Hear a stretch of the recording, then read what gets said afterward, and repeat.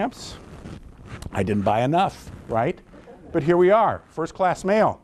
When was this instituted in the United States? I used to be a history major, so.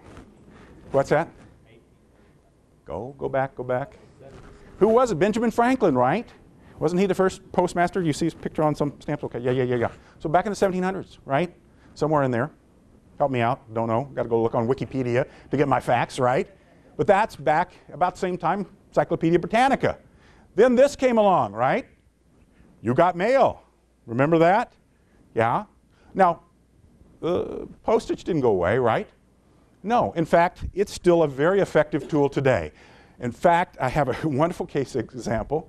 If I have to write a thank you note, I never want to send that in an email. What I do is we have these nice little printed, embossed cards. I take an ink pen, usually a fountain pen, in blue ink, and I write everything out, and then I sign my name, and I put an envelope and put a first-class stamp on it and send it away.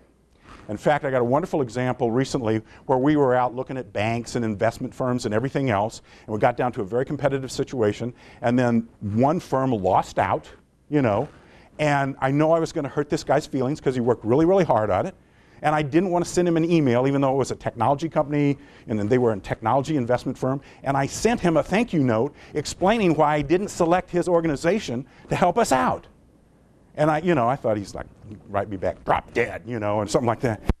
Called me up, he said, he sent me an email back, in fact. He says, I'm totally blown away. He said, I haven't received a note in the mail in so long, and you took the time to write it out. And we're very eloquent and apologizing and all this other stuff. And to this day, we still have a relationship. He helps us out, finds opportunities for us or whatever. But that's why I think, stamps are not dead. We can still use them. Sometimes we can surprise people with them. Same thing with this, right? Email. Use it every day. We've got our Blackberries, la da da da dee da. But what is taking the place of this today? If anybody have a 15-year-old daughter? Yeah. Instant messaging, or even this, mass instant messaging, Twitter, right? And Will's all proud, and our technologists are all proud because we got Twitter all over our, everybody's tweeting each other, and I'm the old curmudgeon, because I'm still going like, how do you do this again? And dust me off again. But this is revolutionizing it. Now, really cool stuff happening here. I'm going to tell you a little case study about what's happening in the Milwaukee schools with one of our executives here and what he's doing to try and encourage stuff using Twitter. So how do we leverage technology? Some of you have heard about this concept of SaaS and the new one called PaaS, if you will. Software as a service, and P is platform as a service. What are these technologies and how can we use those to leverage and get more out of what we're doing today? So GeoLearning happens to be a SaaS PaaS company. We are pure in the sense that we never have and never will do behind the firewall implementations. We don't do customized systems. We have one stack, this sort of thing, especially in our 5 series, what we're going to talk about a little bit later with Chris. But we do that for a reason. Because, and I would love to say it was because I had great vision and all this other stuff. But when I started GeoLearning in Des Moines, Iowa, back in the middle of the dot-com boom, all right, I had to create this organization the old-fashioned way. I had to go to the bank, get a loan, get an angel investor that worked with me for many years, starting other companies, use my own money because I couldn't get a venture capital firm from California or Boston to fly to Des Moines to, go to a board meeting. They didn't even care about us. There was too much going on the coast, right? And so we had to come up with a different model because my main competitors, who had tons of money, right, basically were going and doing behind firewall implementation. So what did I do? I said, we're going to change the rules. All right? I would rather be a big fish in a small pond than a little fish in a big pond. So back then, they called it ASP, and we hosted everything for everybody.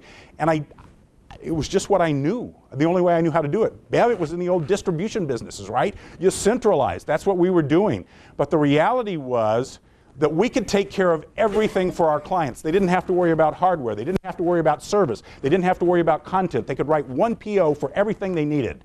I did think that was going to be an advantage someday. But back then, it was a cold world because it was like we were the only ones doing it.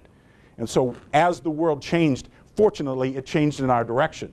So how you use that is to say, hey, if I have an IT department and they're overloaded and they don't have enough people to get the work done, maybe I don't use my own IT department, I use another department.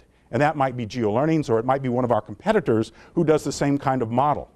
Because I'll tell you right now, ladies and gentlemen, my feeling is this. When you get in the long list of corporate and government things to do in IT, you know where training ends up? It's not at the top of the list, okay? It may be in your top of your list, but it's not usually on the top of their list. And so to leverage this sort of thing gives you an advantage in the training area, and it's not because IT folks are bad. I love them to death, but they are also overworked, and they take their directions to get certain things done. So this is what happens. You create a platform, and here's the other thing that you can leverage. The reason I'm big on PaaS, or platform as a service, is I not only want to take care of that for our customers and help them leverage things that they may not be able to do in their organization. I want to leverage research and development dollars too, okay? And if I am in a company where I do everything internally and I don't have other people help me out, then I will always have limited resources. I will always have limited resources. If I can leverage the R&D dollars of partners and customers and other folks, I can get far more out of my dollar than I ever would by relying on one vendor to do everything for me. So the platform as a service idea, and I think you copied this from people like Salesforce.com, you know, like Mark Benioff, and he and I, you know, converse and talk back and forth. We're arguing right now because he didn't select our LMS. He went with a behind firewall implementation, and so I called him a wimp. And he had some names for me too. He said, well, that was my department. I didn't know anything about it. Bull. Anyway, this allows you to do it, and I'll show you an example here of some widget technology that Chris is going to talk about a little bit, I think, aren't you? That'll show you how you can leverage other people's R&D dollars to help you. Wouldn't that be great? I would like 10 companies helping pay for my system, not just one. And one of those companies is Google right now. Google came to us and said, hey, Frank, we love what you're doing. We love your 5 series. We love all this stuff. But we don't think you're really leveraging as much as you can leverage. Oh, really? Tell me what to do. So they came to us and said, look, we want you to create this widget technology so we can go out to all of our advertisers. And if our advertisers want to, they can create their own look and feel site, how you want to navigate through it, anything they want to do. And let's leave it up to our customers. Wow.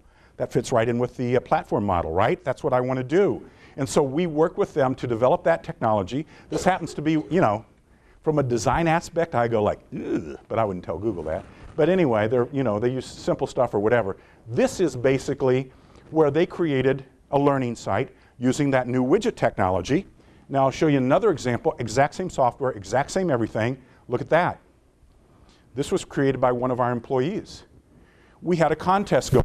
So now, guess what? When we want to develop libraries of features for our LMS, it's not just if you walk outside this door, you can look at our technology department here. We've got about 150 people here and some in India and other places too. But basically, I now have employees that work in marketing. I have employees that are in HR, all developing new widget technology because it's cool and it's fun and it's easy, right, to do. I have customers doing that, Angela. So in the 5 series, we've got customers creating libraries of these widgets, and guess what we pay them? Nothing. Oh, well, with our employees, we gave a prize. How much was the prize? $500, okay? And they came up with some incredible stuff that if I had to develop internally, it would have cost me $50,000 to do that sort of stuff, okay? So that's how you can leverage